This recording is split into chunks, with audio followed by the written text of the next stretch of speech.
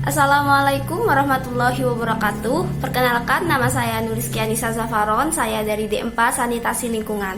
Di sini saya akan mempresentasikan hasil kerja saya yang berjudul Kesalahan Penggunaan Ejaan pada Isi Berita di beberapa judul berita pada media daring para puan. Tujuan dari penelitian ini adalah untuk mengetahui penggunaan ejaan yang benar serta kesalahan penggunaan ejaan yang sering ditemukan pada berita di media daring, khususnya pada media daring para puan. Metode penelitian yang digunakan pada penelitian ini adalah metode deskriptif kualitatif, yaitu mendeskripsikan data-data yang diperoleh dari hasil penelitian. Objek penelitian ini adalah penggunaan ejaan, khususnya kesalahan-kesalahan pengguna ejaan yang terdapat pada berita di media daring para puan. Teknik pengumpulan data dalam penelitian ini memakai teknik membaca, lalu mengobservasi isi berita secara seksama agar didapat data yang diinginkan. Sedangkan teknik analisis data yang dilakukan mulai dari pengumpulan, pencatatan, dan klasifikasi. Hasil dan pembahasan. Ditemukan 30 data mengenai kesalahan penggunaan ejaan pada media berita dalam media daring para puan. Akan tetapi, tidak menutup kemungkinan bahwa masih ditemukannya beberapa kata yang diakibatkan salah ketik atau typo. Ada juga istilah asing yang tidak ditulis huruf miring sehingga kepenulisan berita menjadi tidak sempurna.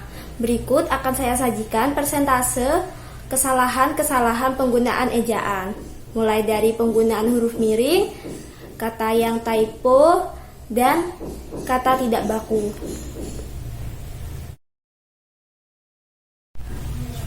Nah, ini adalah kesalahan penggunaan ejaan dalam 30 temuan data. 75% adalah kesalahan penggunaan huruf miring, di mana terdapat 26 data. Sedangkan untuk kesalahan ketik atau typo terdapat 15% atau sekitar 4 temuan data. Sedangkan untuk kata tidak baku sekitar 5% yang hanya 1 data.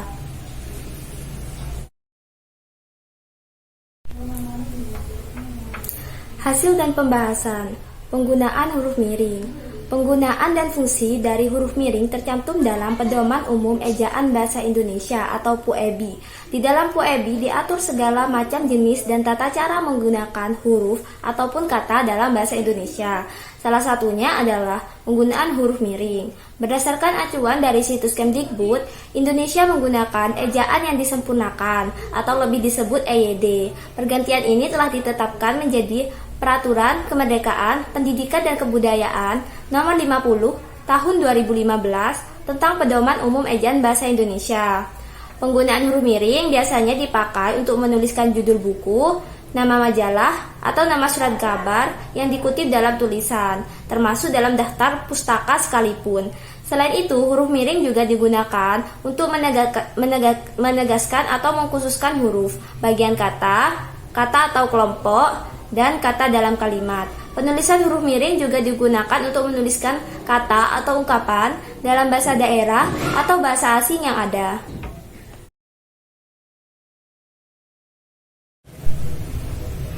Hasil temuan data. Sebenarnya ada 26 temuan data yang saya temukan pada media berita para puan. Akan tetapi hanya saya cantumkan 5 karena keterbatasan durasi. Yang pertama yakni 1. Topik pertama adalah soal manfaat si butter untuk rambut. Nah, pada kata si butter terdapat kesalahan penulisan ejaan yakni karena tidak ditulis huruf miring. Kata si butter jika diartikan ke dalam bahasa Indonesia memiliki arti yakni mentegasi. Mentegasi sendiri merupakan lemak yang diekstrak dari kacang pohon si Afrika menurut Wikipedia. Kesalahan penulisan ejaan ini ditemukan dalam isi dari berita dengan judul berita terpopuler fashion dan beauty, manfaat si butter untuk rambut dan style mengikat bandana. Perbaikan dari kalimat yang benar seharusnya kata si butter ini ditulis menggunakan huruf miring karena merupakan istilah asing. Yang kedua adalah sea butter memang memiliki banyak sekali manfaat untuk kulit, mulai dari melembabkan hingga berfungsi sebagai anti-aging.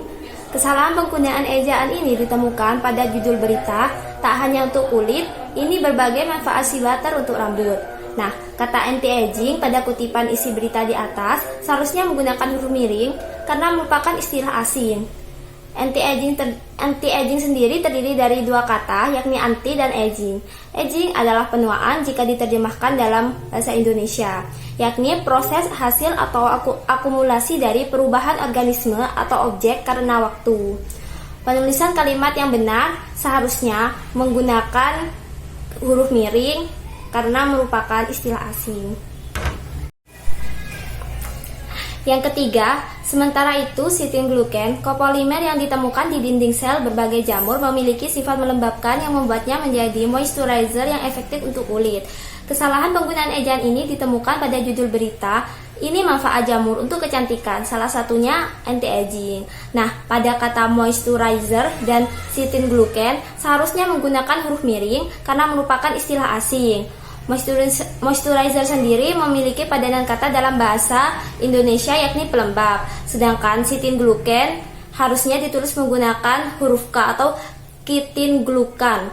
Nah, perbaikan dari kalimat ini yang benar adalah ditulis menggunakan huruf miring. Yang keempat, beberapa orang berisiko kekurangan zinc termasuk anak kecil, remaja, orang tua, dan perempuan yang sedang hamil atau menyusui. Kesalahan penggunaan ejaan ini ditemukan pada judul berita, bagus untuk imunitas, ini 5 sumber makanan yang mengandung zinc. Kata zinc pada isi kutipan isi berita di atas harusnya ditulis menggunakan huruf miring. Kata zinc sendiri memiliki padanan kata dalam bahasa Indonesia yakni seng.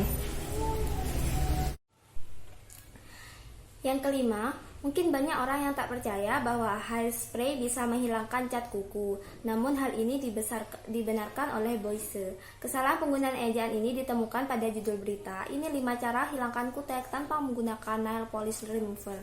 Pada kata hairspray seharusnya menggunakan huruf miring karena merupakan istilah asing.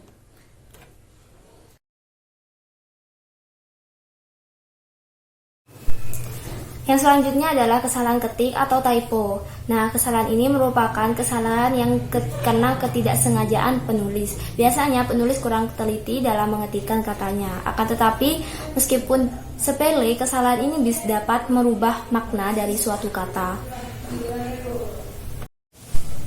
Temuan data kesalahan ketik berasal dari vitamin A. Retinol dapat meningkatkan pergantian sel, meningkatkan koalgen, dan membantu mengurangi hiperpigmentasi. Nah, pada kata koalgen terdapat kesalahan ketik yang seharusnya menjadi kolagen. Yang kedua, kawan puan, apakah jenis rambutmu termasuk bergelomang, ikal, atau keriting? Nah, pada kata bergelomang terdapat kesalahan ketik yang sebenarnya adalah bergelombang. Nah, yang selanjutnya adalah penulisan kata tidak baku. Penulisan kata tidak baku biasanya disebabkan oleh ketidaktelitian penulis dalam menulis isi dari teksnya. Nah, untuk kata tidak baku adalah kata yang tidak sesuai dengan ejaan dalam Kamus Besar Bahasa Indonesia atau bisa disebut juga dengan KBBI. Nah, pada data temuan di media para puan terdapat kata familiar. Nah, kata familiar adalah bentuk tidak baku dari kata familiar. Kebanyakan orang salah dalam mengartikan kata familiar menjadi familiar.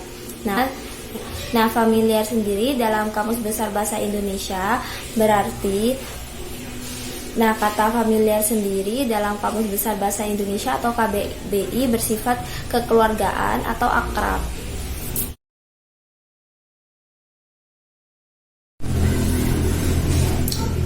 Nah, yang terakhir adalah bagian simpulan. Dalam penelitian ini ditemukan kesalahan penggunaan ejaan sebanyak 30 temuan data. Dan yang paling banyak ditemukan adalah kesalahan penggunaan huruf miring, yakni sebanyak 26 temuan data. Dilanjutkan dengan kesalahan penulisan atau typo sebanyak 3 data. Dan kata tidak baku sebanyak 1 temuan data. Nah, dampak dari kegiatan penelitian ini adalah Pembaca dapat mengetahui penggunaan ejaan yang tepat dan kesalahan penggunaan ejaan yang sering ditemukan. Oleh karena itu, penulisan ejaan sangat penting agar makna yang ada di dalamnya dapat tersampaikan dengan jelas.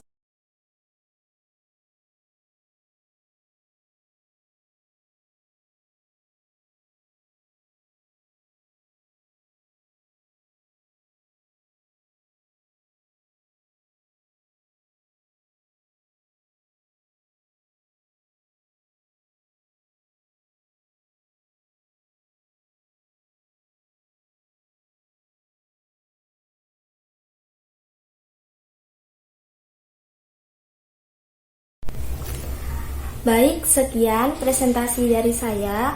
Kurang lebihnya mohon maaf. Saya Nurizkia Nisa Safaron izin pamit. Terima kasih telah memperhatikan presentasi saya dari awal sampai akhir. Kurang lebihnya mohon maaf. Wassalamualaikum warahmatullahi wabarakatuh.